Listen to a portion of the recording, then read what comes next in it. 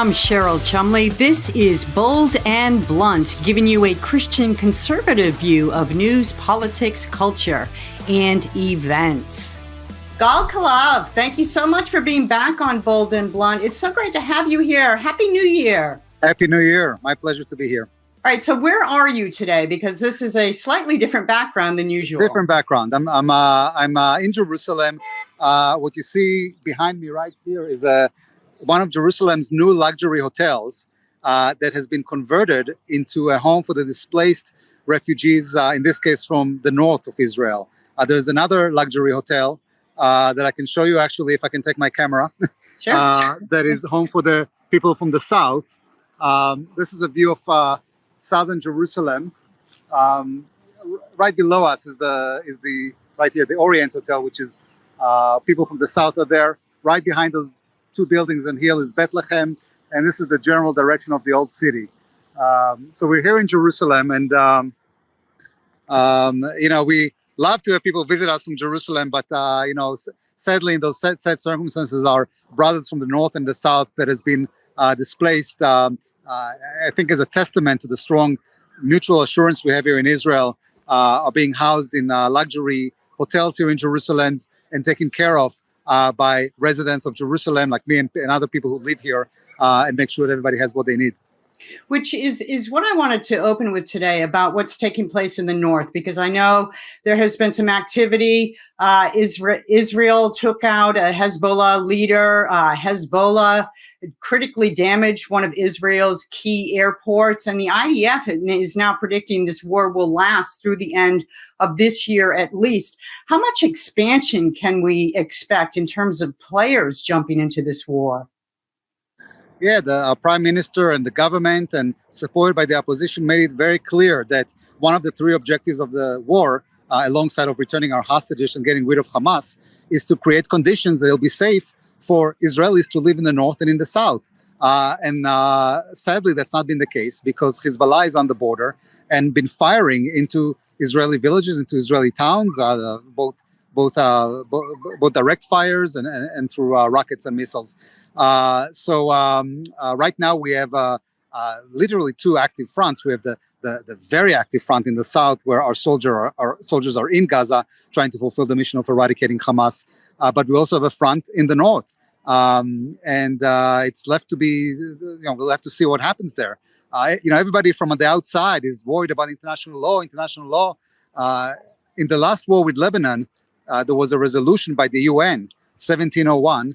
That Hezbollah, with the agreement of the Lebanese government, agreed not to be all the way south by the Israeli border, and they, of course, violated it and have been firing at us from it. So that reality, those conditions will need to be changed when this all is said and done, one way or another.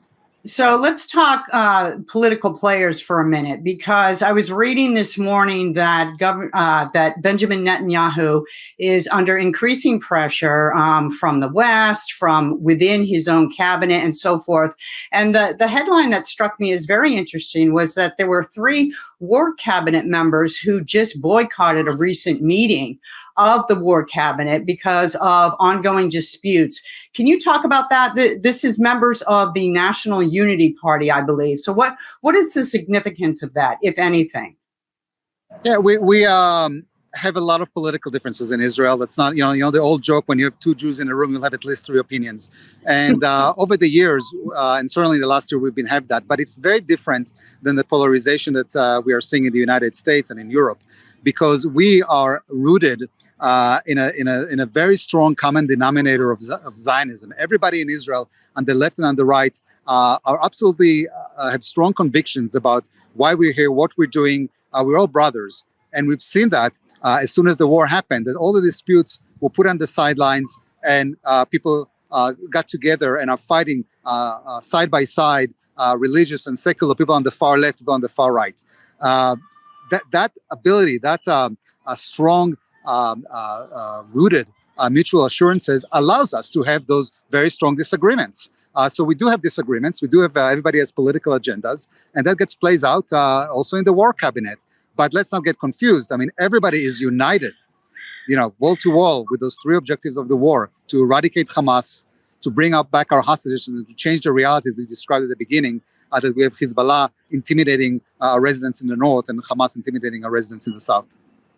One more political question, and then I want to jump to that excellent piece that I read that you just wrote for the Jerusalem Post. So former Vice President Mike Pence was just in Israel. Antony Blinken is due to arrive or is perhaps there again right now. And the differences in their political opinions about Israel's future couldn't be blacker versus whiter. So Mike Pence signed artillery shells, sending a strong message of support for Israel. Antony Blinken, on the other hand, is warning, do not displace the Gazans and so forth. Is there a growing sense in Israel to just ignore the West and just, sort of play politics with the West and not pay too much attention to what even America is saying?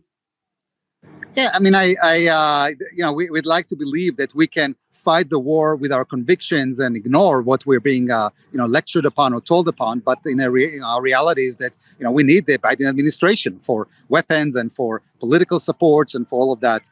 Look, we're heartened by every single visit that comes here. Mike Pence was here. He did an interview with my friend Chris Mitchell of the Christian Broadcasting Network, expressing, extreme support. And he said himself that he was heartened by how Israelis are so excited and moved to see him and to get all the support from the United States, from all directions, from the Democrats as well. We need the United States, and we appreciate the support that we're getting from everybody. Certainly, from the administration, but from friends in power and out of power, because this is the war that we're fighting. That's not just our war. I think we are the front line of the war that is against the West. I just want to finish with this piece that you wrote in the Jerusalem Post, preparing for an unprecedented multi-front ideological assault from the West once the war is over. It was very interesting. A couple of the points we've already discussed on previous Bold and Blunts, namely the end of any sort of two-state solution discussion and the destabilization of Europe through anti-Zionism. But you brought up a point we haven't discussed yet, the emerging golden era of Israel. Speak about Absolutely. that. Yeah, I think that, first of all, the Jerusalem Post dedicated its magazine to this idea, what happens the day after, and we asked Prime Minister Netanyahu and the head of the opposition, Lapid, to write. I wrote, and others as well, and I focused on this point, that we are, the fact that we are entering an era in Israel that is a high point in our history, will generate envy and will contribute to this ideological assault on the Jewish nation we're seeing already. Look, the war, we've been attacked.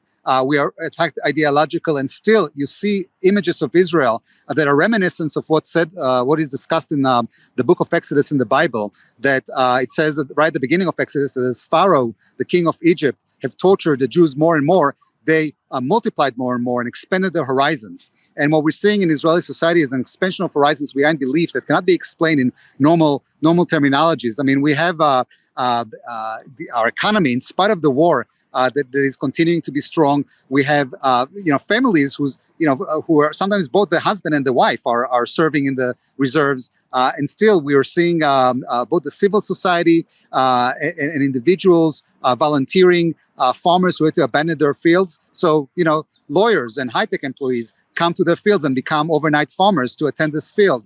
Across the board, just like we said at the beginning, this hotel behind me, a luxury hotel that turned into a home for displaced people from the north and the south. So we're seeing an enormous amount of the strength of our society.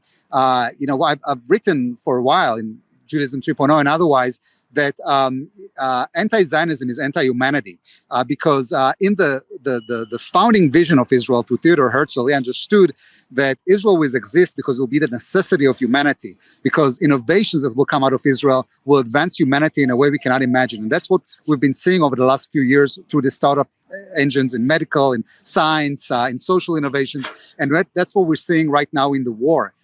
So all of the fundamentals are very strong in Israel. And then, anybody that thought that, with the help of outside money, somebody can, incite Israelis against each other, somebody can turn our political differences into some sort of polarization that we're seeing in other places in the West, so in this war that we're wrong. we are united. We are so determined. We've seen Israelis come back to Israel, the ones who've been abroad, to serve in the army, to volunteer. We're heartened by the volunteers that we get from the United States, certainly in the evangelical communities, but not only.